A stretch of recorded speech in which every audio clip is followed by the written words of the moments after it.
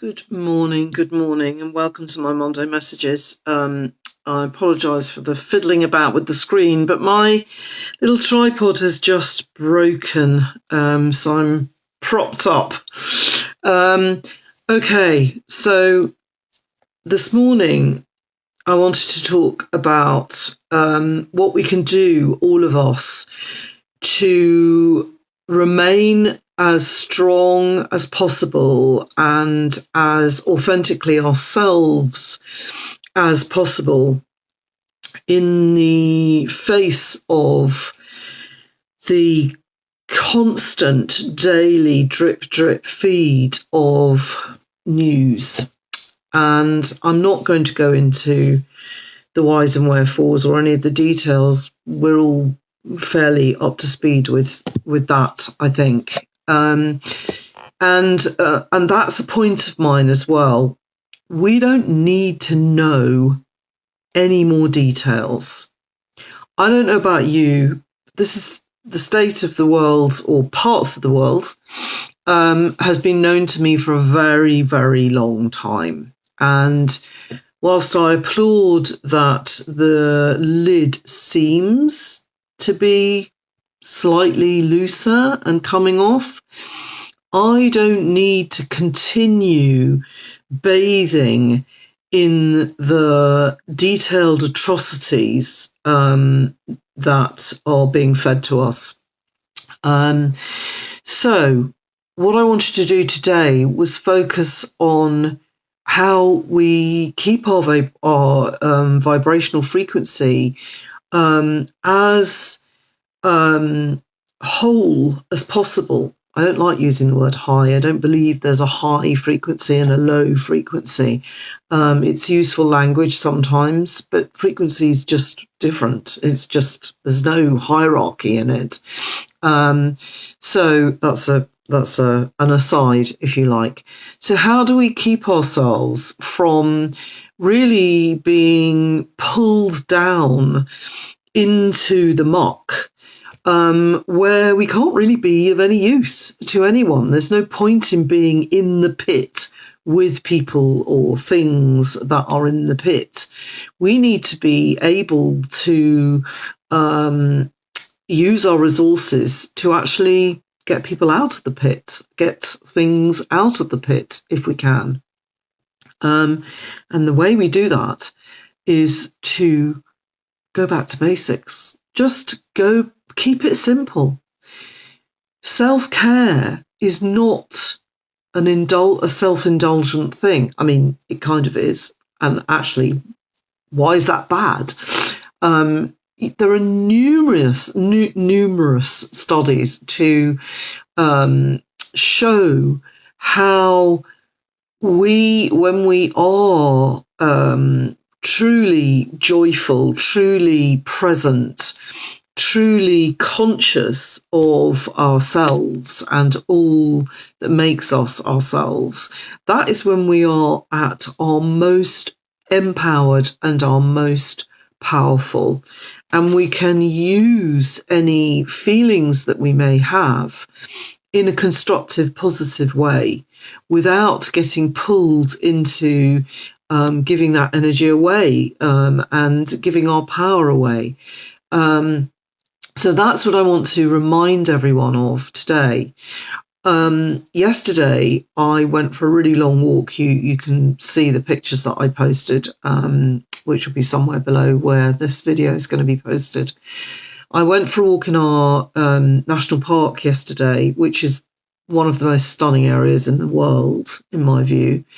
And there was the most powerful, vibrant rainbow. Actually, it was a double rainbow, but one of them stayed a lot longer than the others. We watched it for ages and just soaked in the beauty of that, the beauty of all the colours around us, the landscape, the listening to the birds, and it completely transforms our nervous system. you may not be lucky enough to live in such beautiful surroundings, but you can still get outside. You can still look at whatever trees are around. You can still connect your feet to the earth. You can still open your windows and listen to the birds. They are amazing at the moment, wherever you are. They're starting to sing their hearts out, not fully, because it's not actually spring yet, but they're making their presence known. It's wonderful. It calms the nervous system right down. In the old days, way back, we would listen to the birds to tell us whether it was safe to be in a place or not. And when they stop singing, that will be a sign that it's not safe. So it's known that it actually just calms us down to listen to the birds, to listen to the wind in the trees, to do whatever we can to be fully present and to remind ourselves that we actually have a reciprocal agreement with nature. I'm reading a book at the moment called Braiding Sweetgrass by Robin Wall Kimmerer. And she tells of a very interesting study that she commissioned one of her students to do, which completely just reinforces that when we are fully connected to the natural world, when we are really in sync with it and we are honouring and respecting it, we can still take from it up to a point, and it actually enhances that growth. There's a study done that she commissioned, which was investigating the perceived slowing down of growth of fields of sweetgrass that were used by indigenous peoples in the US for centuries, for all sorts of things, but for basket weavers specifically in this case. And it was noticed that there were certain areas where the grass was not healthy anymore and it was failing. And it seemingly was that, first of all, they thought that it was being over-harvested by people who were making baskets. This study, to cut a long story short, proved the exact opposite, that actually when the fields of sweetgrass were harvested in traditional ways, and that is a very, very firm rule, you never take more than half, and it was done with respect and offerings to the grass and to the earth, that in fact the grass flourished, and the areas that were dying, were not doing well, were the areas that were not being harvested. And there are all sorts of scientific reasons that back that up, biological reasons, that grass is meant to grow and regenerate quite quickly.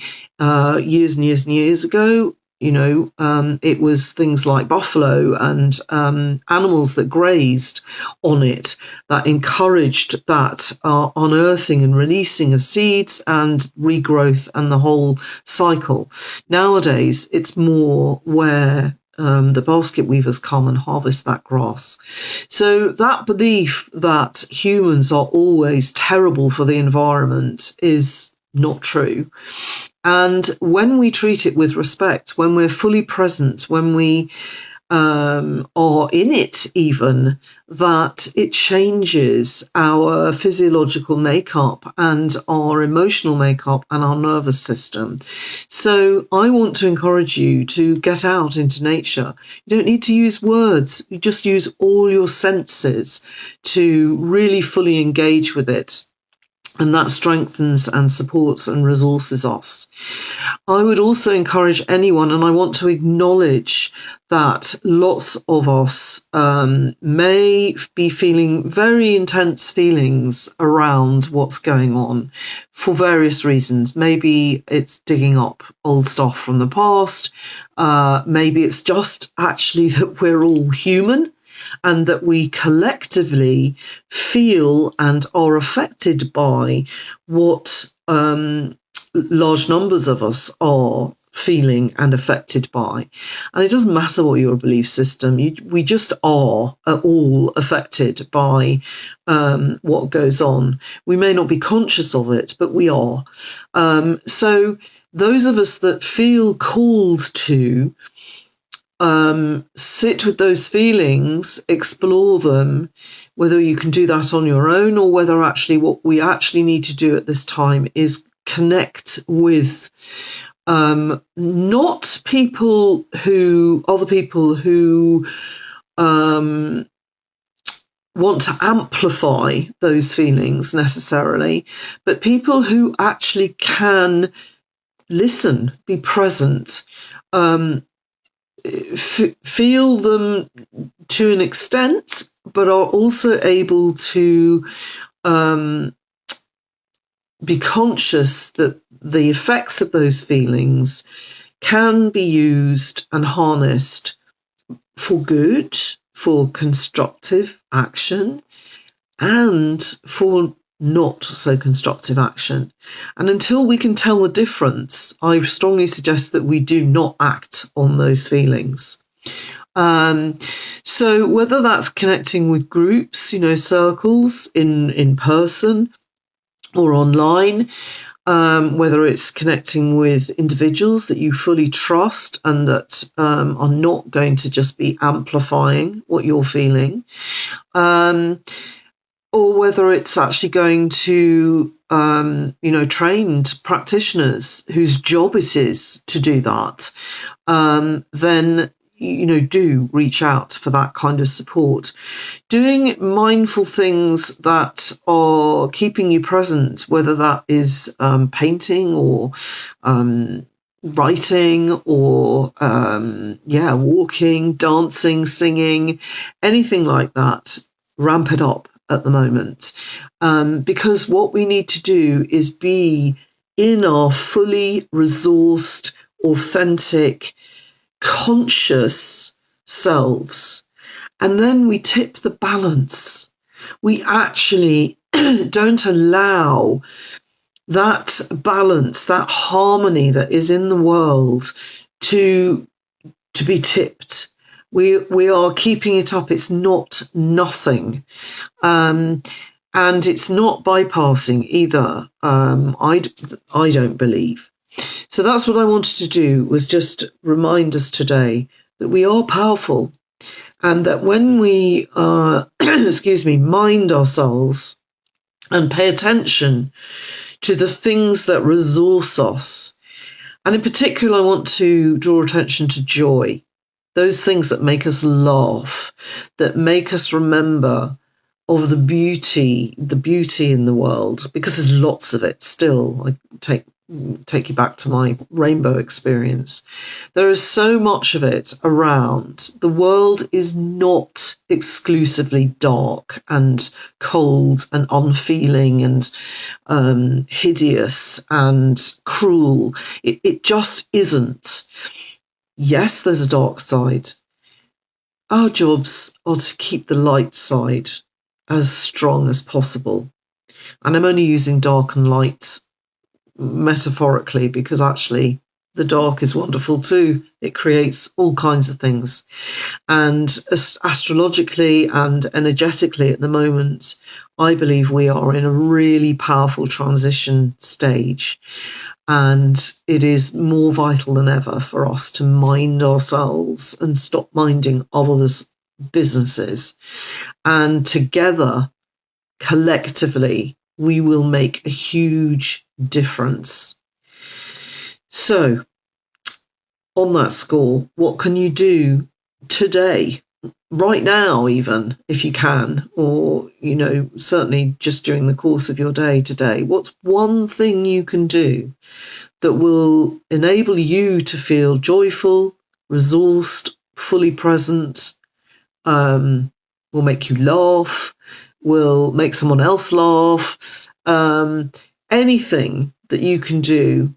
Just turn up the volume at the moment, turn up the frequency, turn up the volume, turn up the intensity, and enjoy it. Enjoy it. It's mostly those things are so pleasurable because that's what we want. We want to be shining lights, not thrown down and spiritually shot down, if you like. It's important. That's it. I'll stop talking, and I hope that's resonated with as many people as possible. And if you want to share some of the things that light you up, please do, because it might inspire other people, and I would love to hear about them in the comments below. Have a beautiful, joyful, present, conscious day.